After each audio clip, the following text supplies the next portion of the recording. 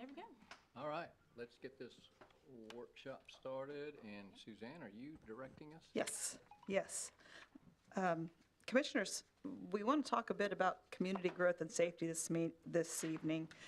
Staff and commissioners have been asked several questions lately about some varied issues by citizens, developers, business owners, and as staff began to dig into these different issues and see how we could help everyone, we started to see a commonality with safety and community growth. So we wanted to have a work session to give the commission the opportunity to hear about the different items and be able to discuss them as Newton grows forward. So the issues we want to talk about are shown here on the screen: food and beverage licenses, business licenses, food truck licensing, fire sprinkler requirements, and shipping containers. When you start talking about some of these issues, although they may not seem related, one issue or one question may lead to another thing and leads to another issue. And then we have to clarify details. And you're looking in the code and you're looking for some detail or some answer for someone. And then you go, wait, that takes me to this, takes me to that. And so it started building upon each other. And we have, we're also talking about a lot of different licenses here that maybe we didn't necessarily have an inquiry about that type of license, but because we know it's familiar to people, we may talk a bit about that so that we have clarity over all of the issues. And we also have to mention some things because oftentimes in the code, issues are confusing, and we do have some antiquated codes as well. So hopefully we'll get through all of these items and there'll be a little more clarity for everybody. The first issue is food and business license. This is the current regulations. Cereal malt beverage licenses is not something somebody's asked about, but because if we're going to talk about food licenses, oftentimes CMB licenses come up. And in City Code Chapter 4, it speaks about this. All city building and zoning codes apply to a building and property. And there's various chapters where that's mentioned. So if somebody's asking or trying to get their CMB license, they come to city clerk and Denise helps them with that. But if that CMB license is going to be utilized at a specific building here in town, then that building has to follow all these other codes as well. And the fire codes apply to the building and the property also. Then we have business licenses, and in Chapter 12 of the code, it talks a bit about that. And anytime, and this discussion on business licenses is used very loosely because we don't have a specific fee for business licenses. There's all these other kinds of licenses that other communities might call a business license, and they might fall under that category of a business. So we want to get some clarity to that. But then again, any business that operates, they may fall under a specific code for how they're able to operate, but then their building would fall under building codes, and then their building would fall under fire codes. And depending on the use would be how we would apply those. Then if you look at food and restaurant licenses, if they sell a CMB, then that chapter of the code applies, Chapter 4.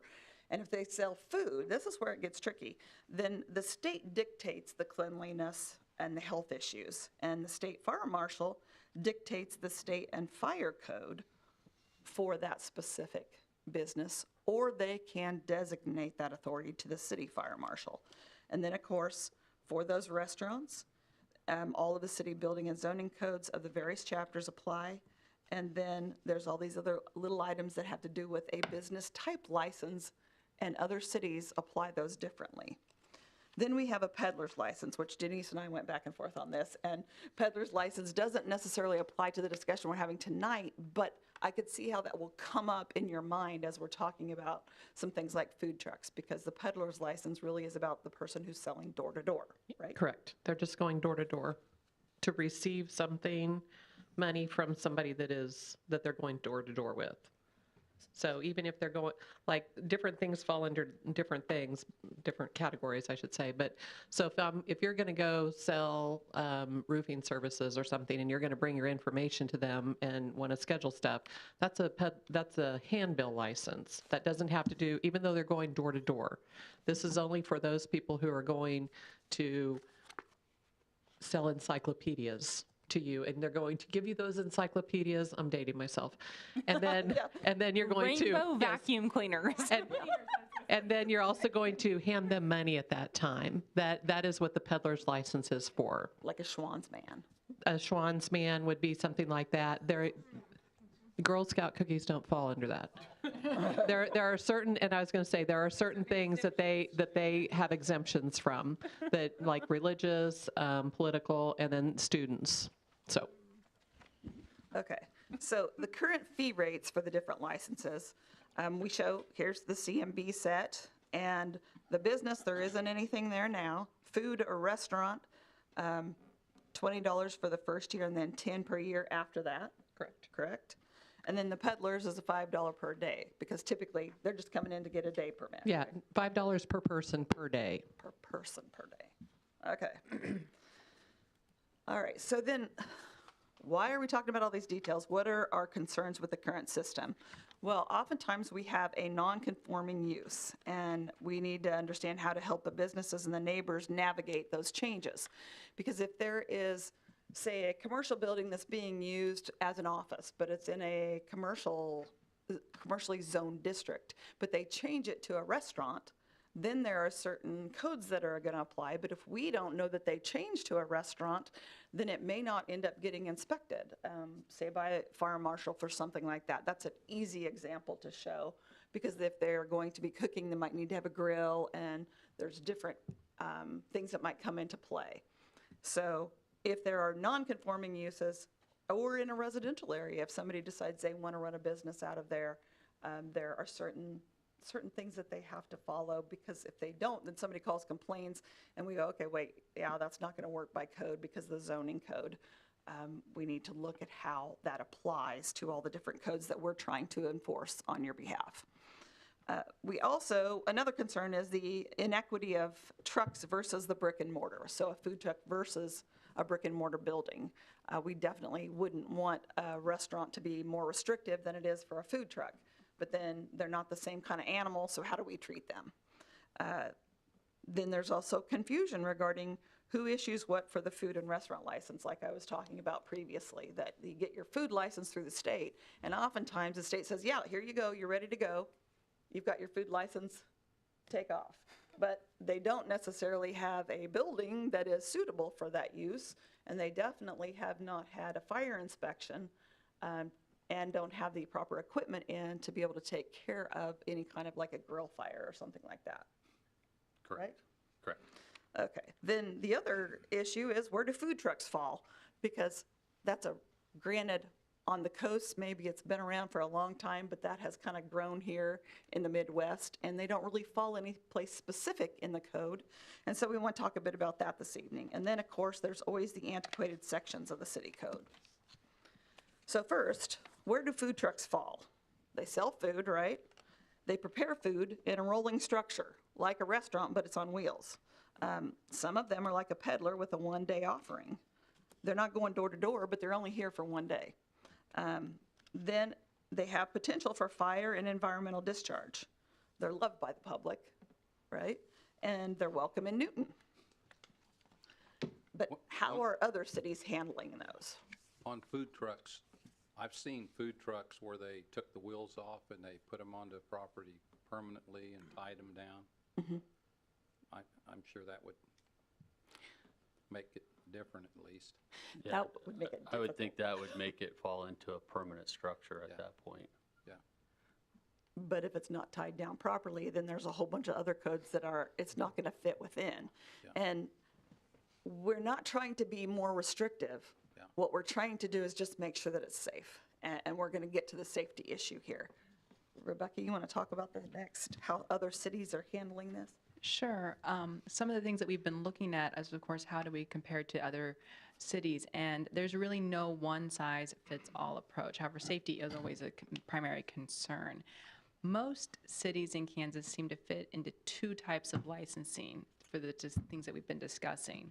The first type of these cities' licenses, they kind of sort them according to a type or a category of business. You'll see these, especially in places like Wichita, where they single out certain businesses that they feel like they need to make sure fit that proper zoning for daycares and taxis and real certain types of retail or tattoo parlors. There was just an article today in the Eagle about that. So that's personally by type.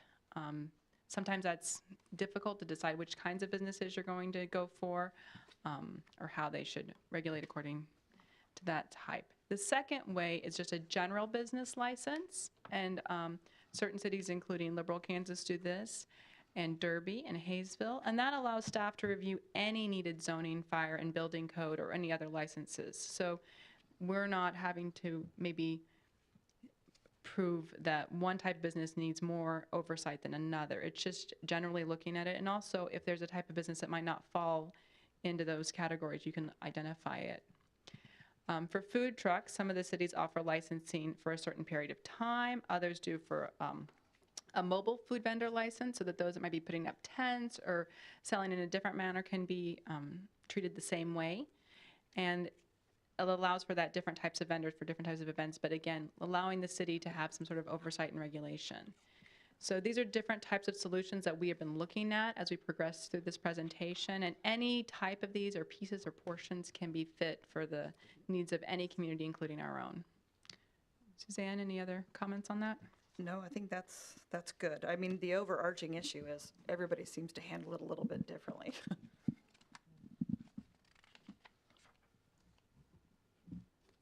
Okay. On keeping with the common theme here of the food trucks and the topic thereof, they're essentially mobile kitchens. And so you have open flame appliances, whether that be a deep fryer or just a griddle or even just a regular cooktop, gas cooktop stove. Everybody loves a funnel cake. I'm at the front of the line on those deals, so that takes a lot of grease and oils and such like that. So we've got a lot of combustible materials there, flammable liquids, and the grease and the oils, as well as just the regular Class A combustibles, napkins, styrofoam containers, food containers, et cetera, et cetera. So we've got a lot of high combustibles in a very small space in close proximity to heat sources, oftentimes which are open heat sources. The heat is generally generated by a compressed gas source, that being propane or liquefied natural gas. And so most of those are carrying around 100-pound bottles, or the bigger, larger containers of those, jiggling down the road. You know, connections can get loose, gas leaks can occur. Then you have this open flame, and you potentially have a disaster on your downtown Main Street or your event. In many of the downtown events that we have, they're supplying electricity. So oftentimes, even just the food truck themselves, they'll have a generator to where they're generating their own electricity. And so you have high voltage in close proximity to crowds and people, and you have the shock hazard of that, as well as the trip hazard of the cords. You have the carbon monoxide hazard of the combustible engine, internal combustion engine running, and the like. So as Suzanne mentioned, you know, everybody loves food trucks, but we do need to make sure that they're safe, and especially if they're going to be in our city. We do have a video here to show you of a food truck incident that occurred. A food truck explosion in Vero Beach on Saturday severely burned a woman. It happened during setup for a seafood festival. The cause was not immediately known. An investigation is ongoing. And it's unfortunate what happened, but there's no way to kind of figure out fault if it was user error or trailer error. But Sean Rock runs Real Cajun Cooking food truck with his wife out of Cocoa. you constantly have to get inspected, and this is obviously a good reason why they do it. Gas line inspections are a new thing to this area. You actually have to have the lines themselves inspected. As well as fire suppression and emergency cutoff valves. I found this online. It's a leak detector. You spray it on all your lines. And at most festivals and events, there's a fire marshal for on-site inspection. New details from a dramatic food truck explosion in South End. This just happened last night. If you haven't already seen the video, take a look. So police are telling us it was accidental. Wild cell phone video. Wow. So I had several friends that were in that area letting me know as well. It was right at 1400 North Tryon Street around 10:30, sometime around then. That's when they were reaching out to me. It's right near a lot of things you're familiar with, I'm sure. The new restaurant, North Italia. Look at that video. Mosaic Apartments is nearby, Brickyard and Gin Mill, a couple bars. Police saying that the food truck that exploded right there was a converted passenger van. Look at the video out of Eugene, Oregon, as a man sitting in church says he could feel the building shake. Well, a food truck parked outside exploded. St. Mary's kind of rocked a little bit while we were at Mass. We knew it was loud, and we really didn't. Then we heard fire engines after that, so we had no idea what was going on. So fire officials think the blast could have been caused by a gas line malfunctioning, but they still have to look into that. A food truck Sorry about that. A food truck. Who's nauseous here? Okay. All right. So those are just 2 or 3 examples of the potential hazard that a food truck does cause when it comes to our cities. In line with that, if we do get fires going, they cause an indiscriminatory loss of life to buildings and property, which equates to a loss of tax base, and we lose valuable history. Our sesquicentennial, I said that word right. I'm kind of proud of myself.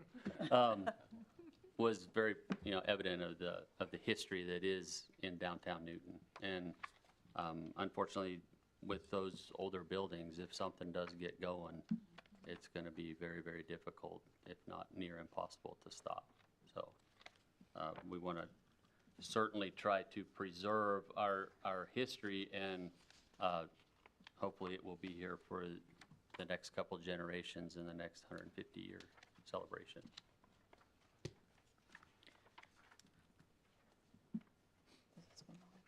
Yeah, okay. So after each item, we kind of want to talk a bit about how we could make a change to assure safe growth and the things that we might want to look at. We could consider changing food licenses to a business license, and the reason we suggest that is because in the code it says if the food truck has a business, if there is a business license, then the food truck is required to meet the requirements that would require the inspections of those vehicles. And we are suggesting that we would look at no charge for the first year for 2024, and after that, $50 per year. The license, when they pay their license fee and then they get their license, that would include inspection of building use for zoning code compliance. So that's whether it's any kind of a building when they are wanting to have some kind of a business or even a food establishment. They would obtain this business license, and we would make sure that the zoning code was appropriate for the location they're at, and we would also review it. This helps with that, the non-conforming use, so that if they're moving into a different building and starting a business, we make sure that they have everything in place so that fire marshal knows, hey, we've got all the boxes checked and we're not going to have any problems. And then for the food trucks, they would get a business license, same deal, annual fee. We're trying to keep it the same for a brick and mortar business as to a truck, beginning in 2024, and that license would include an annual fire inspection of that vehicle. And then the fire marshal would review, and then they get some kind of a sticker that changes annually for their vehicle, so we know they've been inspected and they're good to go. Correct. Right? Correct.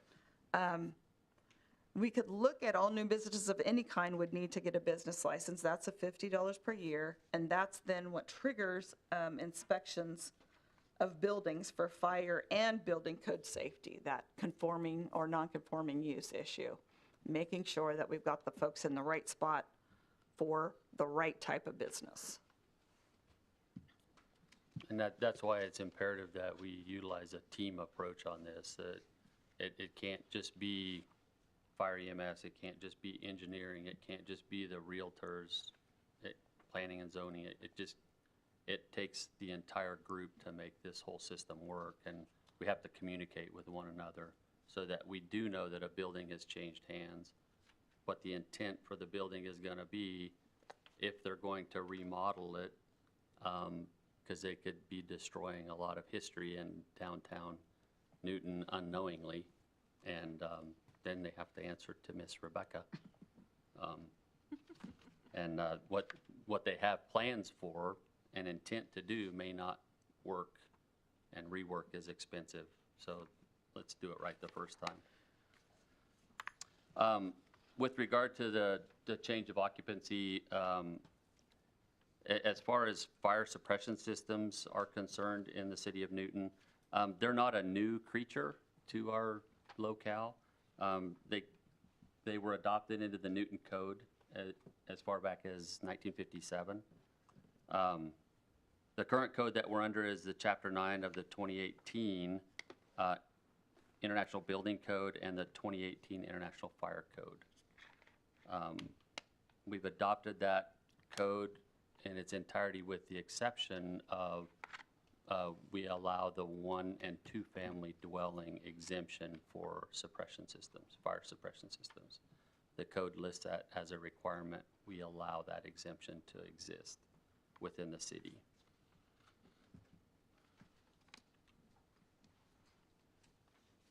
On average, why are sprinklers such a hot topic? Well, simply because they work. It's proven that they work. On average, in a residential single 1 or 2 family dwelling structure fire, you have less than 3 minutes to escape. So for your local fire department to have an effective response force and an effective response time is 4.5 minutes on average throughout the city. So if you only have 3 minutes to escape, and it's going to take us 4.5 to get there, we got problems. Math doesn't work. I know I'm sitting in the finance director spot. The numbers don't work there for me, so. So industry and studies have revealed that fire sprinklers can stop a fire in less than 1.5 minutes. It can, if it does not extinguish the fire, it will actually slow the growth of the fire to the point to where it elongates the allowable time for people to escape harm. Steve, so anything that's not a single family and it's not a duplex, anything above that, more multifamily, if it's a triplex, if it's an apartment building, it requires sprinklers now, correct? Correct. So they have to have a sprinkler system, Correct. not just a smoke detector. Correct. Okay. And it would vary, it's very specific on occupancy and use and the like. So in numbers, the more folks there are, the more requirements there are that go along with the fire code. So this 1.5 minutes, that makes the math work better. It provides for a longer time for folks to get out safely and for your local fire and EMS department to get there and further mitigate the incident and ensure all the citizens and our stakeholders are safe. And so that 1.5 minutes actually ends up saving lives, property, and our history of the city of Newton. And just so you know, there is a quiz at the end of this. So in line with sprinklers, residential sprinklers are designed to protect the area directly below that sprinkler head. And what it takes is a heat source that is hot enough and sustained enough to fracture a small glass, and I'll show you a picture of a sprinkler head here in a minute, and which then drops out and allows water to flow freely. So it takes that heat directly in the proximity of that sprinkler head in order to activate that sprinkler head. So Hollywood has done us a disfavor in showing TV shows, movies, and the like, where every sprinkler head activates in a given building or room or whatever. That's not necessarily the case, unless there's a major malfunction or a ginormous fire. So only the sprinkler head closest to the fire is the one that activates and sprays water in the direction or directly onto the fire. So sprinkler systems leak. True or false? That's false. If they're designed properly, if they're maintained properly, they do not leak. They're pressure tested, just like our domestic water system. This is for commercial properties. For residential sprinkler systems, it's recommended that they be tested on an annual basis to ensure that they are operational and fully functional in the time of need. But for commercial structures, they are required to be tested on an annual basis. So we talked a little bit about this, that all of the sprinklers will activate at once, and that's also false. Only the sprinkler that is in closest proximity to the heat will operate. And on this photo, you can see the red tube. That's a glass vial that's filled with a chemical.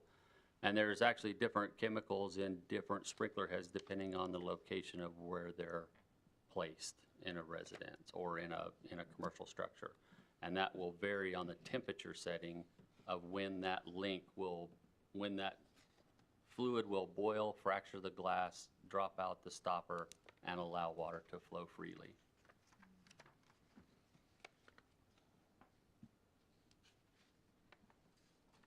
You have lots of myths here. I got a lot of myths. I'm like a myth buster. So that the myth about water, the water from a sprinkler system will create more damage. That is false. You know, as we've already discussed almost ad nauseum, is that only the sprinkler head that is closest to the fire, or sprinkler heads closest to the fire, are going to activate and flow water. A residential sprinkler head will, on average, these are averages, there's multiple different calculations and factors that go into it, but on average they flow about 16 gallons a minute. That's for a residential sprinkler head. A commercial sprinkler head will flow anywhere between 20 and 40 gallons a minute, depending on the occupancy, the fire load, the use, the system, the infrastructure of the water system, whether they have fire pumps, et cetera. On a typical single-family dwelling, room and contents fire, we're going to deploy, your local fire EMS department is going to deploy what we call a cross lay, which is a 1 3/4 diameter fire line. It's pre-connected to the truck. We engage a pump. It starts flowing water.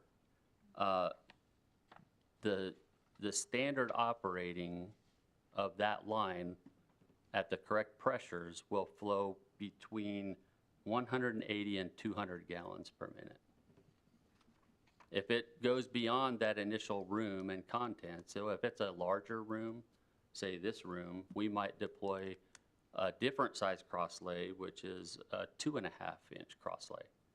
With that particular hose line, that 2.5-inch cross lay can flow between 200 and 400 gallons per minute. So your local fire EMS department is gonna put a lot more water out than a sprinkler head is gonna put out.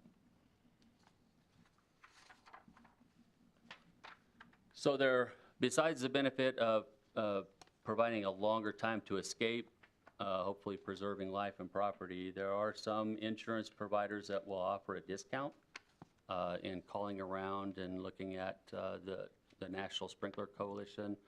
Their research indicated approximately a 10% discount in insurance rates.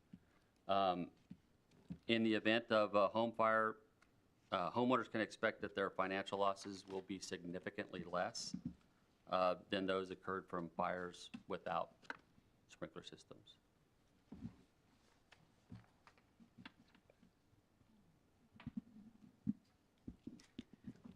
So most of you know from all of the wonderful history that we've been talking about that we've had some major losses in Newton previously, but it's been over 100 years. A lot of the local historians will remind you of how much of downtown had to be rebuilt after the 1914 and 1915 fires. One of the items that we use continuously for historic preservation purposes is called the Sanborn maps. What those are the Sanborn fire insurance maps. And they were recreated every time there was a major investment or after a major event to show what the fire resources were. They were for insurance purposes. And so we can look back through those historic records and see what the fire prevention was at the time. They were utilized for the local fire response team at the time to know which structures were brick or those which were of wood or other materials, and were highly important. And as you know, as you walk around town, we have those markers like the Ragsdale Opera House, where we've seen that loss that we can never get back. During this process, I was asked to look at the historic buildings that we have, as our core downtown area is mainly historic buildings. All these items are from the National Trust for Historic Preservation, and they're considered standard. Obviously, the life safety is the absolute primary concern in any historical structure. New items which are brought to us for review are looking at that compartmentation of the structure, and again, designed to prevent and control the spread of the fire. We certainly do not want to have uncontrolled fires in historic buildings. We're looking at commercial kitchens. We want those obviously protected by a hood system. A lot of times a historical building is renovated or rehabilitated to have a fun restaurant or a bar or a cafe, and so we're really looking at that commercial kitchen and making sure it creates a safe fire environment.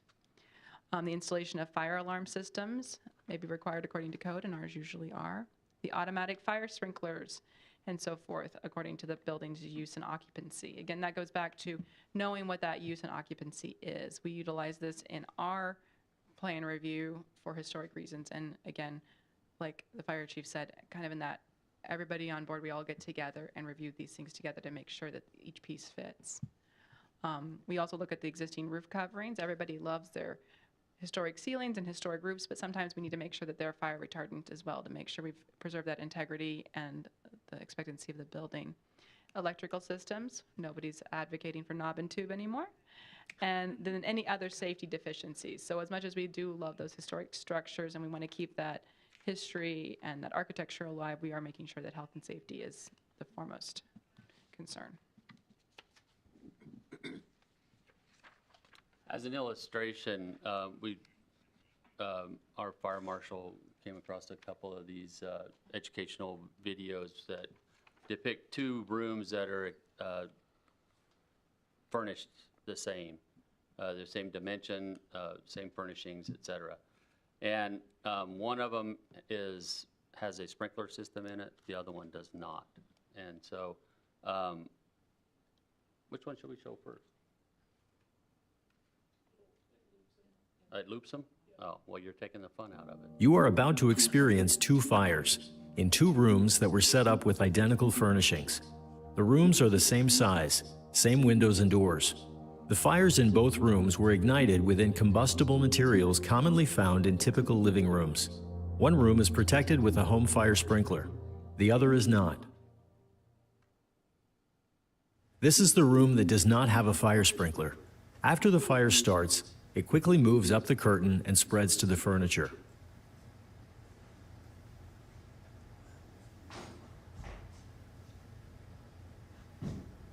The smoke alarm activates at 24 seconds.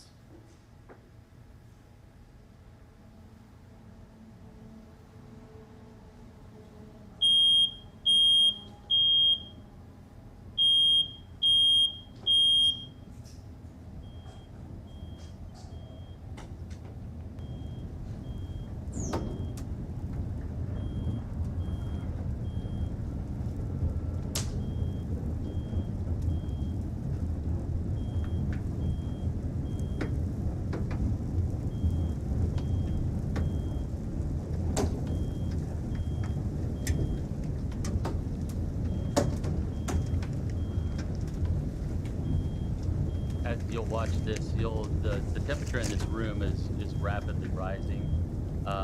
as it's consuming more and more of the fuels in the room. You can see the smoke flare starting to come Look down. above you and behind you. The smoke is thick and dark. There is nothing to stop the fire, so it builds strength, generating heat and producing poisonous smoke until flashover, the point at which everything in the room ignites. Watch for that when the timer reads 2 minutes. No one can survive flashover. If you look really close, you can start to see some of the items on the coffee table that are starting to smoke off a little bit. It's called pyrolysis. The temperatures are reaching around 800 to 900 degrees right now. Smoke is banking down. This room is not tenable. People are not going to stop for this. Those are the windows breaking. So now it's as a free venting fire. So it's not a vent limited fire. It's got plenty of oxygen. It's got plenty of fuel, and the temperature rises will drastically increase it.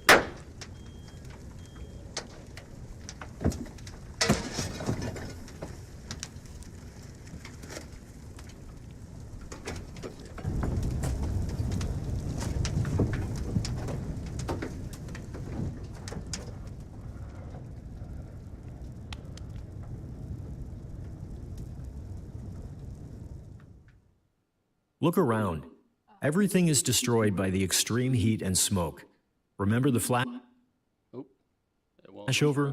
There would be only seconds for the family to escape a fire before flashover. The destruction in this room makes it clear the home is uninhabitable and a complete loss.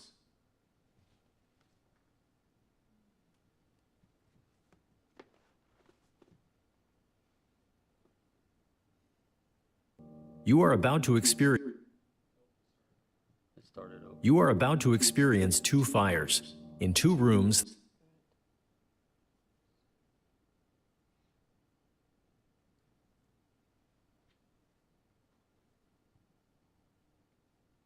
It's playing, isn't it?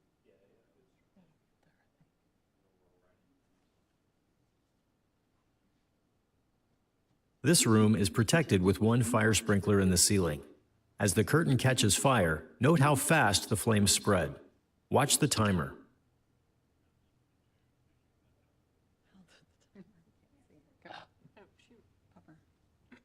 At 26 seconds, smoke activates the smoke alarm. Find the sprinkler in the ceiling. At 37 seconds, high heat from the fire activates the sprinkler, controlling the fire and preventing it from becoming deadly.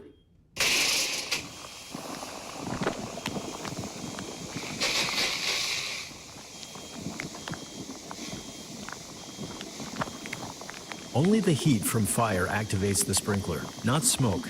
In a typical house fire, only 1 sprinkler will activate.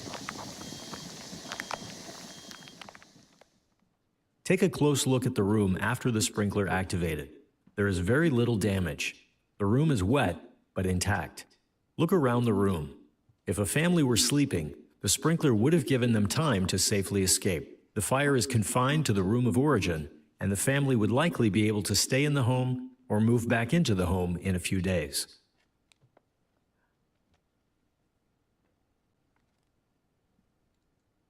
Brush them curtains off, they'll be good to go. Yeah. Hopefully, it's Kansas. It'll be a windy day. You open the window, it'll dry out in no time. Unless the humidity's 57%. That's very sobering.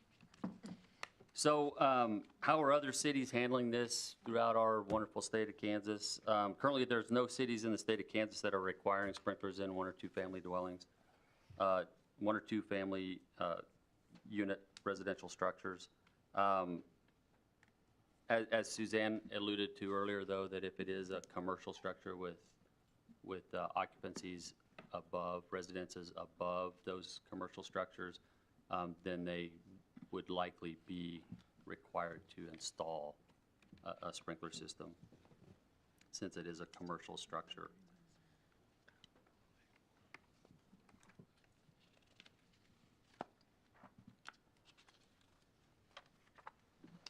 So, how can we make any changes to assure that we don't stifle growth, that we actually encourage growth and welcome new growth, but also make sure that that growth is being conducted in a safe and efficient manner.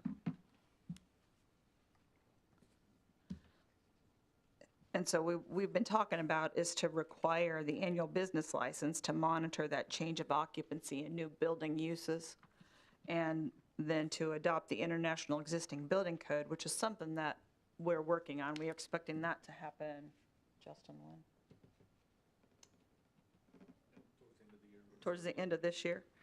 And this new code allows for greater flexibility and options in sprinkler requirements to keep costs down, but focus on safety. It doesn't require that in the single family or duplex homes still.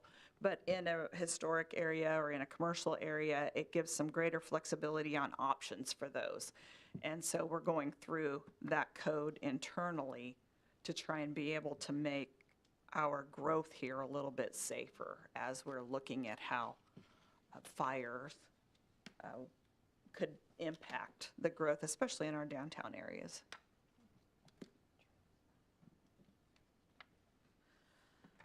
Now, we're switching gears a little bit here to talk about some shipping containers and accessory dwelling units. The current regulations are what we're showing here. These are two separate issues, but they often get intertwined depending on who is asking questions. So bear with us as we go through here. So the current regulations, shipping containers are not currently allowed for sheds because that's not their intended use. The ADUs, the accessory dwelling units, they're allowed in districts, RS, R1, R2, RT, and R2A when they're located on the same lot as an existing single-family residential structure. However, they do have to go through a process to get a special use permit. And the ADUs have to be a maximum of 800 square feet or 10% of the lot area, whichever is greater. The tiny homes may be considered as ADUs in that RT zoning district. This is part of the new zoning code that was just passed.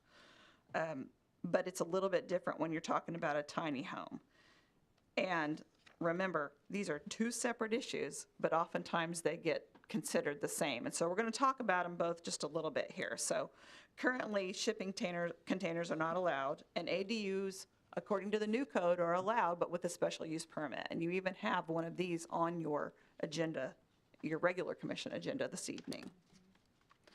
So how do other cities handle the shipping container? We wanted to give you some comparisons, and we kind of tried to look at places around here and those that we could get in touch with. And for a shipping container, they're allowed by their regulations, but in a residential area, it's temporary use only. And for commercial or industrial use, they are allowed. Right now, on the books for us, they would not be, okay? So that's the shipping container comparison. Then if we look at the accessory dwelling units, these are a little bit different. And some cities allow those accessory dwelling units. Now, not shipping containers, just ADUs. So it could be a standalone little structure that was built to be a mother-in-law house, or it could be a shed that somebody wants to turn into,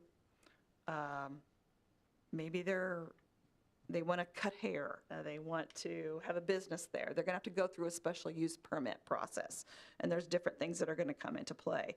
And so for Newton, an ADU is allowed, but it's via the special use permit. And you can see, like the other cities in Hutchinson, they would allow them, but it's allowed as a part of a principal structure. For us, definitely that accessory dwelling unit has to have a primary structure on that lot.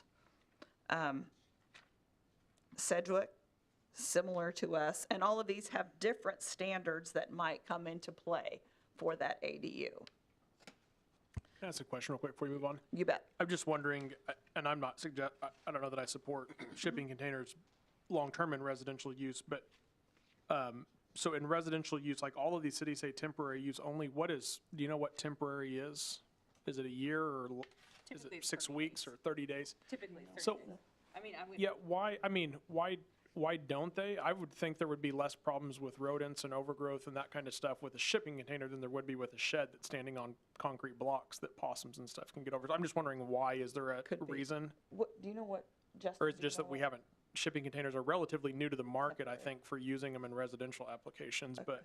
Most of them were between 30 days and 60 days. 30 to 60 for temporary. Yeah, and you know why that most cities don't allow them long-term? I mean, because if I wanted to build a shed in my backyard, I could build a 10 by 12 shed or something, but. It's not its intended use is how most of them. Okay. So, and then Aesthetics is, I think, the big issue. Okay.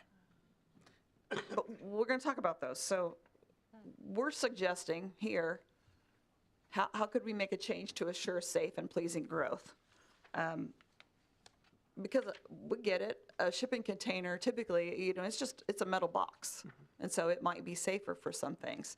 And so we're saying that we could propose shipping containers would be allowed if the following conditions are met. They'd have to obtain a building permit. They can't be more than 10% of the property size. Structural integrity must be intact and able to pass inspection, et cetera. I mean, I can read through all of these. The bottom one I think is important. Bottom two, it couldn't be in the front yard based on our accessory structure ordinance.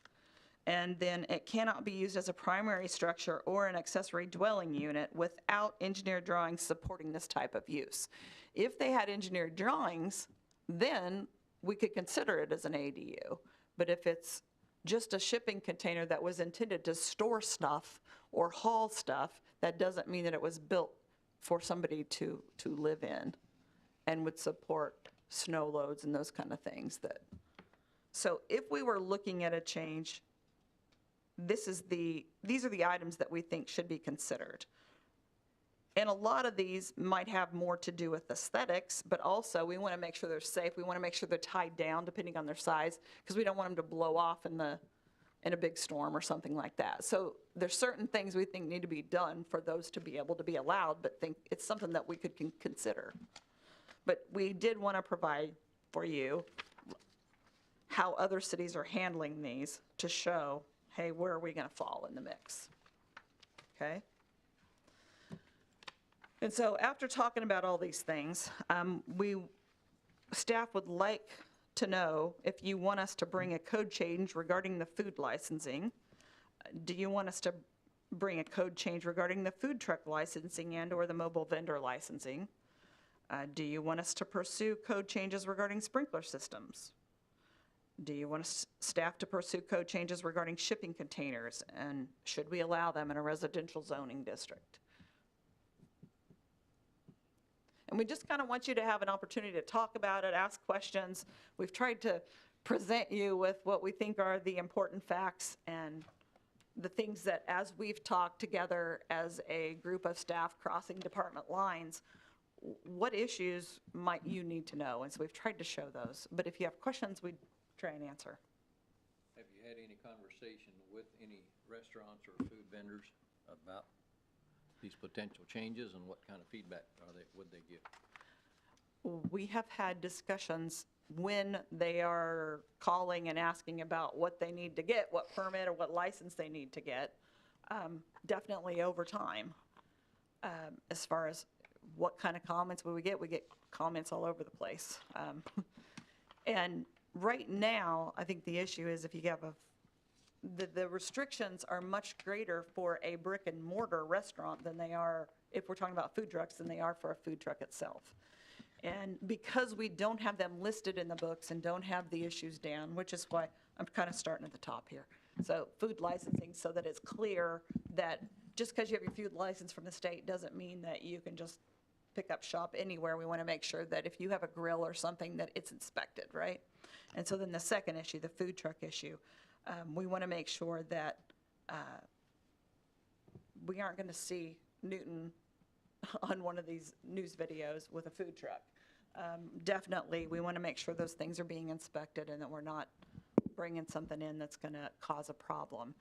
We do have people that call and ask about, is there a license required? Is there a permit required? And Steve and Andy maybe can speak to the fact that I think there's been discussions amongst fire marshals statewide about food trucks. And McPherson, I think even, Andy, isn't it McPherson that's not allowing them at all?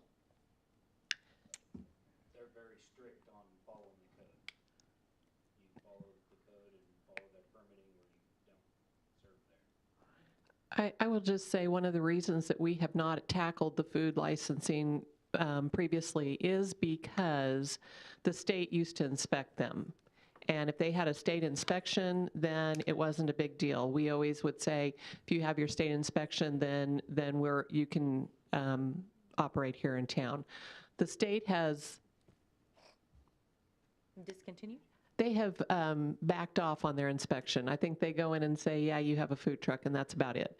So they don't check the, health concerns that they have about hot water or cleaning stuff and that kind of stuff. So that's part of the reason that this has been brought up. I will just also say about the food licensing, everybody has to have a food license right now, but we have no teeth in that. The state is the one who regulates the food licenses. When we used to have on the books having a food license, we used to have a sanitarian that went around with and did inspections with that, and so we could actually go out and inspect and say, oh, you don't meet this, and this, and this. But our food license means really nothing. We have no teeth in it anymore. And I think people don't understand that because we do get calls, right? That people will say, oh, I was in this restaurant and this Correct. really needs to be taken care of. And we're like, okay, that's handled at the state level. That has to be handled at the state level. We can't do that. We don't have that authority anymore. So going back to the, how can we make a change to assure safe growth? Is one option to say no more food licenses and strictly business licenses for all businesses that are new? We're not going to make all the businesses currently operating in Newton pay $50 to get a business license. Is that right? You're saying starting in 2024, no charge for the first year. Right. I'm asking that because I think I would support more of a business license than necessarily a food license, so that it's everyone is under the same, everyone's playing by the same book versus food trucks, restaurants, and then businesses being separate. And Because that's that gives- exactly why we're seeing the same fee. We want to make sure they're treated the same. Right, and however it's labeled is one thing, but I think then it gives an opportunity to inspect or whatever. But and I'm in favor of a food truck thing too, but because some of our food trucks operate in residential areas currently. I mean, they're sitting next to houses. Yeah.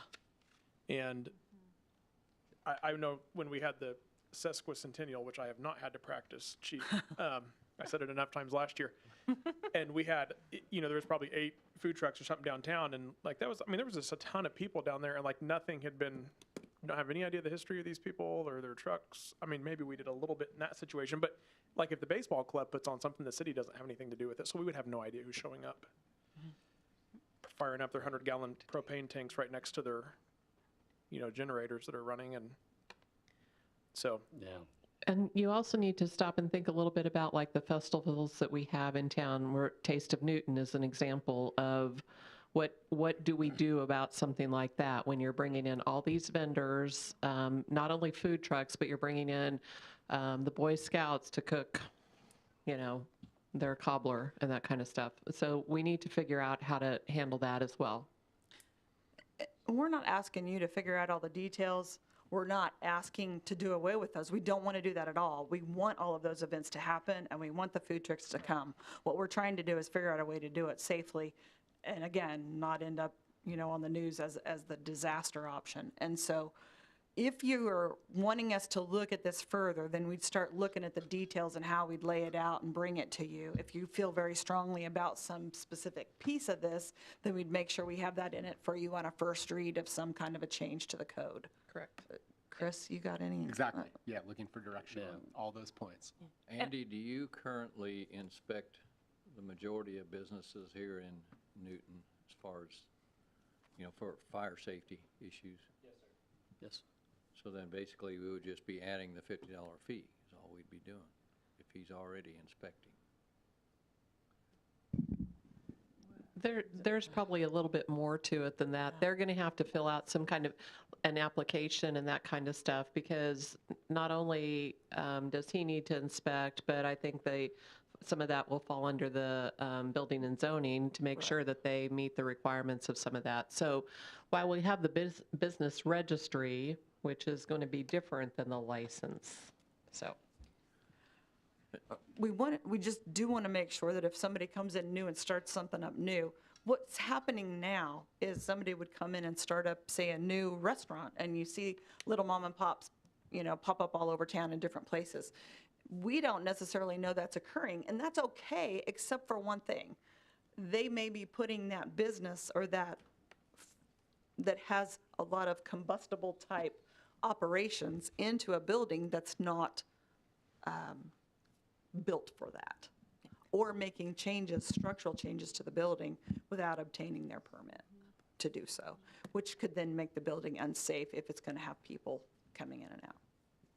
Right. And Suzanne, just one thing that we've talked about a little bit as staff to remind everyone of is that we were also going to make sure that this helped all the departments work together. While our fire marshal does a great job of doing these inspections, sometimes we find out about a business opening before it's on his list, and sometimes we're usually getting there late, after the business has already signed a lease, purchased the property, made all their design plans, and then we come in, have to tell them, this is not the right use you're zoned for. This is not the right fire protection you have. And that is not the positive business outlook that we want to be able to promote. We want to try to promote a really healthy, thriving business community here in the community. So what we're seeing is if we did a business license that was overall for all the business, that they would come and tell us what the business is. And then we could go through and make sure that the boxes that we needed to check were checked. And some of those are things that Denise already needs for certain types. Because there's certain licenses you have to have. It would ensure that we've had those. If it's something that we need liability insurance for, sometimes some cities require that for the food trucks, if there's a proof of liability insurance. We'd be able to keep all of those things on file. And for something like a food truck, when they were just coming in for a day, maybe the event coordinator would have had their contact information. Maybe the fire marshal would have their contact information. But if something were to go wrong, it would not be on a file easily accessible to the organization as a whole. Whereas if they'd had to pull a type of business license or one-day fee or something else, where we would have all that contact information that we could share with the various department heads that would need to be there if there was a disaster. We never want that to happen, but we do need to be prepared for that. It's something we could also share with Harvey County when they would need it for their emergency management. So we're looking for something a little bit more robust than what the fire marshal is currently doing. And that's what the fee would help us recoup, is those additional staff costs. Well, I guess I'm in favor, as far as all the food trucks, of some type of inspection, but I can certainly see that if it's too inhibitive or stifling, they're just going to say, we're not coming here. No, we're not doing it. And so I would push back in that if we can find a way to make it easily obtainable, as far as the inspection. If they're going to come in for one day, then they have to say, well, we have to be there for an inspection by 9 o'clock. I can't get all my stuff together. I mean, all the in the weeds kind of things, that how you would do that, I'm not sure, and that's for you guys to figure out. But I certainly don't want to, stifle them wanting to come to our community and us be a welcoming community. We've actually been doing a little brainstorming in preparation for this meeting and trying to anticipate some of those questions along the way. And we've talked with other communities around us and had discussions on the topic of reciprocity of an inspection. So that if they have, let's say they came to Newton and they had their fire safety inspection done and they're licensed in the city of Newton to run a food truck, that fire safety inspection would get them their ticket, their little window sticker. And if they decided to go to Halstead or decided to go to Wichita, that sticker in the window is like their K-tag that, okay, they've met the fire safety code requirements of a food truck with one of our sister cities, so we're not going to hassle them with the fire safety inspection, but they're still going to have to abide by all the other requirements for business licensing. How long does that last, though? It would be annual. It's very similar to what we do with permitting. You may recall this came up a couple years ago. sometimes with the realtor groups and sometimes with other agencies about, well, I'm licensed with MABCD in Sedgwick County. Why do I have to get a license here? Okay, well, we have reciprocity. We have the same standards, and you still have to pay the fee here, but you've already met the standards, you've met the code. We know you've been properly educated. We know you know what the standards are. So it would be a similar type process to implement. I think what I just need clarification on is looking at this, how do we make a change to assure with regard to the food licenses? So there are food trucks that are here on a regular basis. So those would fall under the getting the business license, annual fee at 50. And I think Denise, you alluded to this, the ones that come in maybe just for one event, how does that work for them? Is there maybe a special permit license or like a business license, but Currently, we don't have anything like that. That would be something that we would need to think about. Some of those vendors are just, like I said, the Boy Scout, the Girl Scouts, the, Presbyterian Manor that comes in and does stuff. It's more of the food truck vendors that I think we're trying to make sure that they're in the safety, because they're going to be the ones that are having the open flames and the grease and that kind of stuff. These other places are very, most of them are there. They've got their stuff already cooked, except for the Boy Scouts who cook over charcoal. Remind me pricing from, say, Wichita, they have a fee, right? It's like $450 a year or $50 a day. For food trucks. In Wichita, it's $450 a year for their food truck license, or $50 a day. And I think Dodge City is much more expensive than that for a year. I think they're like at 800 or something like that. Yeah, we're just suggesting the 50 For a whole year. per year. Yeah. I'm guessing the inspection piece is way more ominous for some of those food truck vendors than the fee. The $50 fee, I think is negligible, but yeah, I think if we could find a way to do the inspection in a way that is user-friendly, so to speak, I'd certainly be for it. I'd hate for them to have to cancel an event because Just they because got of that. here. Yeah, that's and what I'm weren't. thinking. Yeah. Well, Figure it out. yeah, but we want the safety too.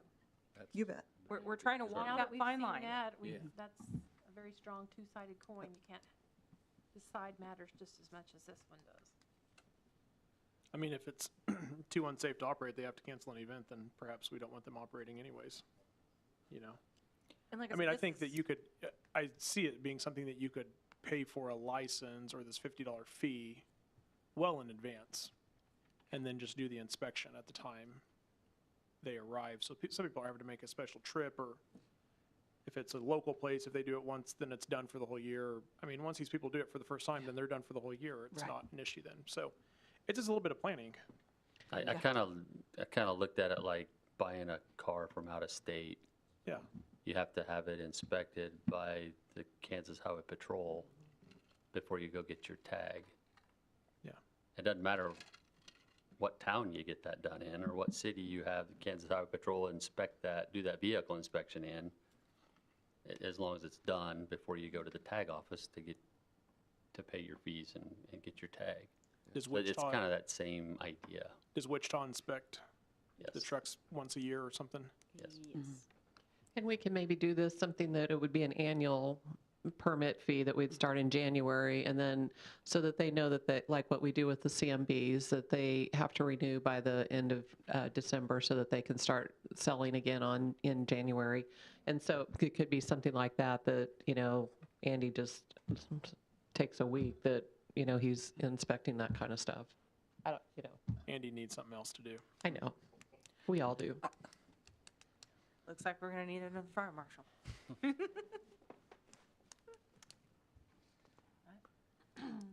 I think it's a good idea, especially after seeing those videos and not realizing anytime we walk up to a food truck, I mean, there's always that potential for that to happen. But I'm like the others too. I would like to see it done in such a way that they don't feel like they don't feel like they can't come here. Correct. Great. We agree. Yes. Yeah, we never want to discourage somebody, but we want to encourage them to do it safely. I remember I was complaining one time about a fire code to our fire marshal, and he politely reminded me that it wasn't so much for me as it was sometimes the firefighters that would have to respond and go into a building that was unsafe because I made a bad decision. So I think the same is true for food trucks and businesses of the such, that it's not necessarily for the people that choose to go into a place that may be unsafe, but for the people that would have to respond to that in the event something bad happened. Changed my perspective on a lot, actually, whenever that was told to me, so. Great reminder. Yep. Well, okay, so it sounds to me like we'll get something put together to bring back to you on the food truck and food issue for you to review. Is that? Yeah. How about this shipping container? Well, can we talk about issue? sprinkler systems for a Oh, second? yeah, I'm sorry. Yes, yes, yes. What, do we know what, it says, do you want staff to pursue code changes? Was there a sheet in here that talks specifically about the code changes? Because there was something about historical buildings, but what kind of code changes would that look like? And then the question I was wondering is, what does that do for development? Then like downtown, where we have the Main Street program we're trying to develop, is it going to add cost to that? Or is it, we think it's going to be similar to what we have? Because there's a lot of businesses that don't have fire it would be, suppression. we would not be in favor of changing anything at this point. Okay. But if it was your desire for us to explore possible modifications or further exemptions to the existing code, we could Regarding explore this, that. it's definitely not my favor to make more changes or make it more strict, so, yeah. Okay, I think it's fine with using the international one. Is that what we use, right?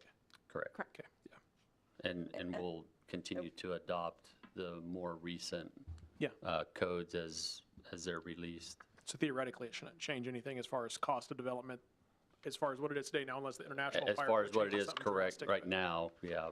Sorry, Kelly, I can't see you. I feel like you look up here sometimes and things. Yeah, right now, we do allow the one exemption and in the city, and that's what we would continue to support. And we'd be bringing that IEBC to you, that we're going through a review internally now. Just like we do frequently, every few years, we look at code updates, but that IEBC, we believe, is going to help with some of the stuff in the historical areas. Right. And Suzanne, just a comment on that IEBC. That is a recommendation from Kansas Main Street and the National Trust for Historic Preservation, is to adopt the International Existing Building Code. That does not exempt you from fire safety. It just allows more options so you can keep some of the integrity and the history of the building and allow for more of a common sense application of sprinkler systems and other fire code as needed. Because sometimes with these historic buildings, they're just not built like the building might be built in 2023 today. So it just allows that variation with building and code and fire enforcement. It might be a matter of, fire stops or thicker, more gypsum board or along those lines to maybe as a way of mitigating hazards as opposed to sprinklers. Do all new buildings, new construction buildings require sprinklers today, or is it based off what they're going to be used for? Yes. Okay. So we would plan to just continue on unless you wanted us to do something different on that. I think it's good where we are, but. Okay. Then shipping containers. What's your will there? And this has been brought up recently, as you know. Yeah. So this is one of the reasons we needed to fold this into this conversation. It all kind of intertwines. Are you seeing growth of shipping containers in residential areas last year or two? Well, they're not allowed now here. Have we had requests? Yes, we've had requests over the years.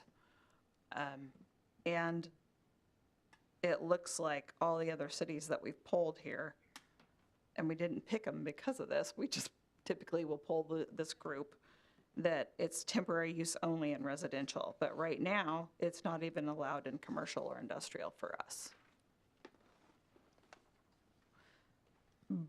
But it could be, if we looked at that list, we would suggest you look at the list that I've kind of given you here on proposed shipping containers would be allowed if they met all of these requirements. If you're amenable to that, we would put together an ordinance or resolution, ordinance, and bring back to you to consider. But if you're not interested in that, we don't want to put the work into it. Have you had any requests from any developers wanting to do a shipping container development of any kind? No. We have not. They've mostly been just one-off.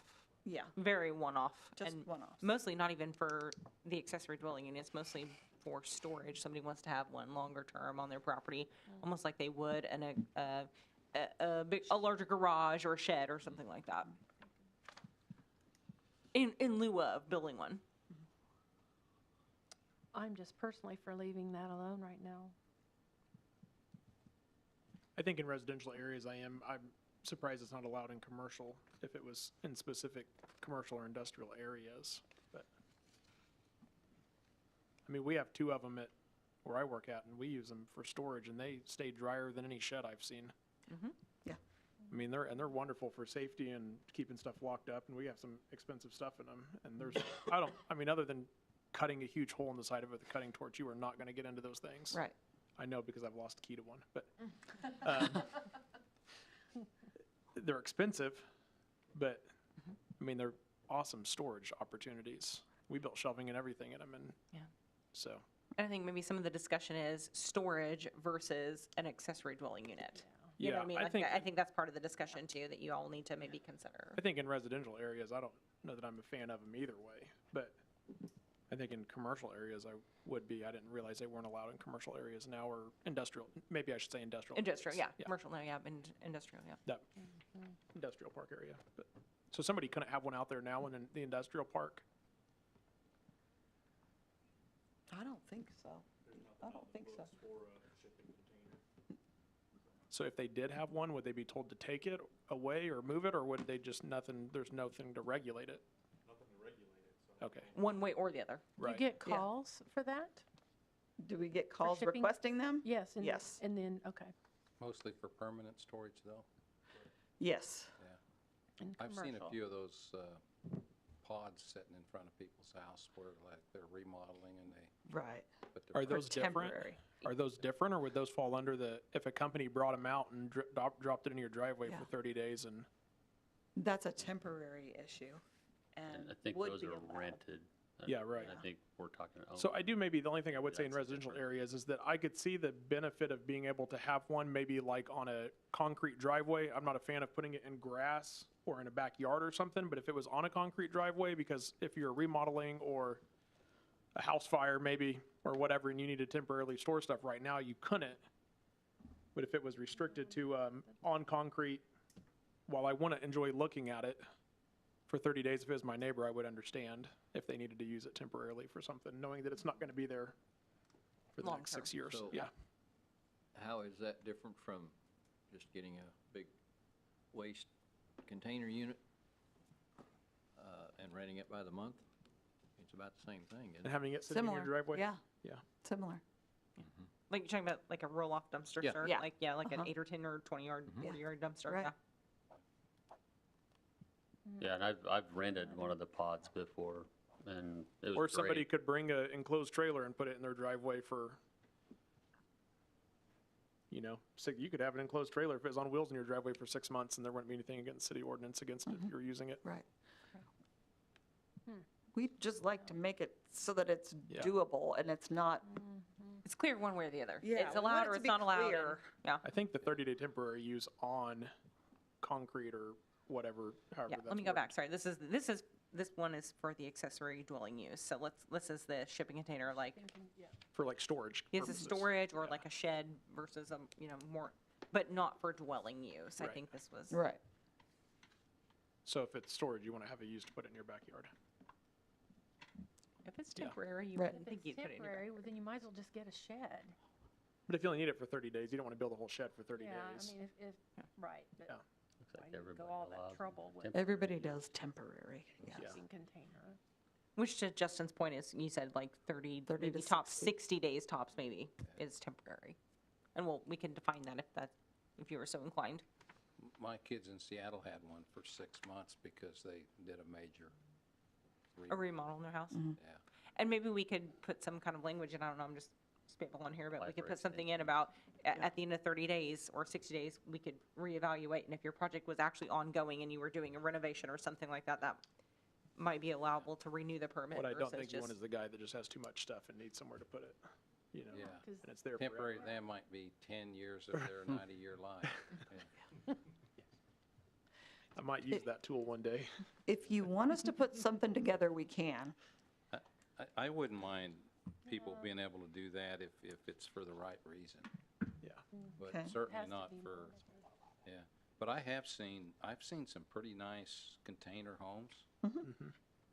And really think they're pretty cool. I don't know if I'd want to live next door to one. You know, that's where you're gonna get into trouble, but You're going to hit the planning commission there with not in my backyard, the NIMBYs. yeah. If somebody came though, like they did in Wichita, they took a whole neighborhood and did it versus, like right in the middle of a residential area, they stuck a shipping container in for a house, but Yeah. I would think that's how you would have to start off doing it. yeah, if it was in a whole neighborhood, I don't, Yeah. And we're suggesting if they're going to use it for a dwelling unit, it has to have engineering drawings, it has to meet all of our other aesthetic standards, all of that stuff. And it couldn't be by itself. It would have to be an accessory structure, which means there's already a primary structure on the property of some kind. Yeah. So going to the accessory dwelling unit, then you could have a metal container, because I'm not going to call it a shipping container. Okay. That's, I'm going to call an accessory dwelling unit in my backyard. If it fit those, if it's under 200 square feet, it has to be secured. If it's over 200, it has to be on a permanent structure, correct? If you got a special use permit today, Right. you could not do that unless you have a special use permit. But if I went through The planning commission. The if I planning got a commission. special use permit, I could put, You could put a metal I mean, I shed. could put a, A metal shed. some may call it a doghouse. Others may call it a place to go and reside at night when your wife is upset at you. All building code requirements. I could put one in, Somewhere to smoke cigars. right, there you go. A she shed, yes. There you go. There you go. An aquarium room, I don't know. But I we think, could put like- that in the backyard. Yeah, like I said, I think if we were going to consider it, I think the recommendations in your packet and on the screen here are what we as staff would be comfortable with recommending. Under these certain conditions, we would allow it, and you would go through the planning commission process and an SUP, and that's going to require a public notice and a public hearing, and so your neighbors would get to come and say their piece about it if they should so desire. But this is what I'm wondering though. So you could have one of these, but you wouldn't be able to put one in your backyard to store stuff in. So if I came and got a special use permit and called it, what was the special word? So I'm not going to call it a shipping container, an accessory dwelling unit. I could accessory dwell all my extra stuff I want to store in it. You got it. I'm just questioning but this because see- I'm kind of, now No, we're it's kind of like in a And this, circle. This is this an is important distinction. exactly why we're We're having this telling you conversation, yeah. one thing switches to another and you start going, okay, how, This is an we're important trying to discussion. work to help people be I able mean, I'll to just do what say, they I got a want. few things in my garage I need to find somewhere to put, so. Thinking I may need an accessory dwelling unit in my yard. Then we would suggest it should meet these requirements. And here's the thing, to get your, even though it might not be a shipping container, to get your accessory dwelling unit, you go through the planning commission, you have to get your special use permit, and they may make the requirement that it has to look like your existing structure. They may make all kinds of requirements that could be the requirements of that SUP. We don't know what that might be, and it may depend on what the neighbors say at the public hearing. So the difference, I think, then, is that for the public and for myself, this is going to take a lot more work than just saying, I want to put a shipping container in my backyard and having the company drop one off and drive away. Correct. Okay. Yeah, I'm fine with that. Special use permit and annual. Yeah. Yeah, and an SUP is evaluated annually, and if the use changes or the ownership changes. So like Clint, if you sell your house and you move, I need to pack it up and go with me. it might have to go with you. I'm going to store I stuff in mean, it, so it'll work out great. Yeah, there you go. I would support Yeah. your recommendation here. Yeah. Because you're seeing more and more of this come across, I see this come across Facebook feed, more and more about shipping containers being turned into. It's becoming very little popular. Tiny homes. Yeah. All of that, so. You we might just want a need to she be shed. ready to address those. Your she shed, Kathy. My she shed. I would like to have my she shed. Okay, well, I think that gives us some good direction. Don't you all think we're good? The inspectors have that welcome to my world on their Yeah. We'll bring you back something for these issues. We Okay. just kind of wanted to get your input, wanted you to see kind of the questions we're getting asked, so. Thank you. Thank you very much. Videos. Let's for adjourn showing and those